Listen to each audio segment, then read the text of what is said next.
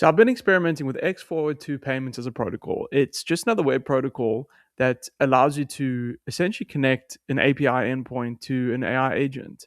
And it's kind of getting me thinking, what is the world going to look like when LLMs actually have the capability to make payments?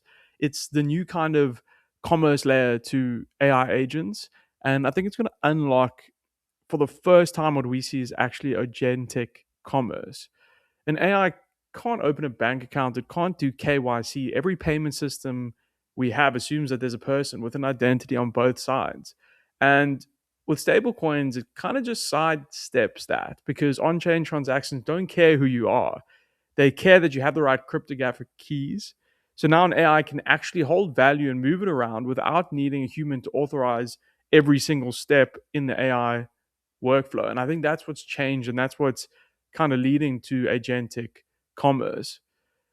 And I'm super excited about what the potential of this could actually be in terms of money movement. And another thing I keep thinking about is microtransactions. Like we've been talking about microtransactions since, I don't know, probably the late 90s.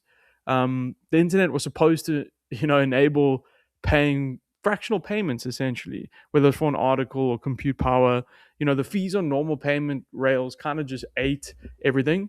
You can't charge 3 cents for something when Visa takes 30 cents. Like the payment rails just aren't built for that. But if you have AI agents settling with each other on chain, those costs kind of collapse. And suddenly you can have these tiny transactions that actually make sense economically. An AI paying another AI a few cents for some data, streaming payments, stuff that just wasn't worth doing before.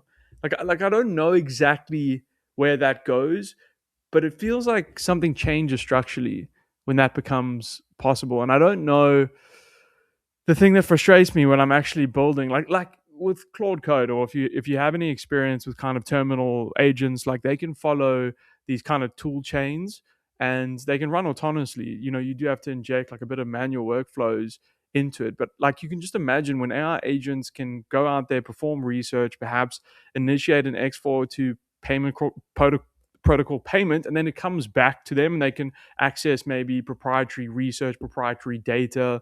There's mathematical learning models that are specifically pre-trained to actually be used for LLM training. Like I think these microtransactions could actually open up an entire new section of commerce, not because AI is getting smarter, but because the infrastructure is finally catching up to what these AI agents can do in their tool chain analysis.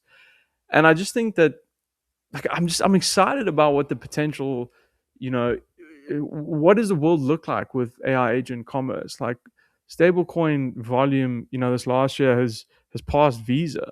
I mean, $15 trillion worth of payment volume, and most of it was people in third world countries like Argentina, where I stay, and South Africa. And no one's giving them permission to make these payments. That's the thing. The demand for this was always there. People wanted to hold value that doesn't inflate away. They wanted to move money without friction. The tools just kind of didn't exist. And I think we're finally starting to see utility on these chains. And, I'm building in the space because I think it's, the next 10 years look really different if you understand what these payment rails enable for AI commerce, especially when you combine them with the potential for AI to accelerate the velocity in how you can run your business. And I think that's what's often misunderstood, is that if you look at AI employees or potential for AI and human productivity, they could be an economic driver on how you allocate capital, how you make smarter cash flow decisions. And I think if you have these different payment protocols like X402, it's going to unlock an entire new market of agent commerce.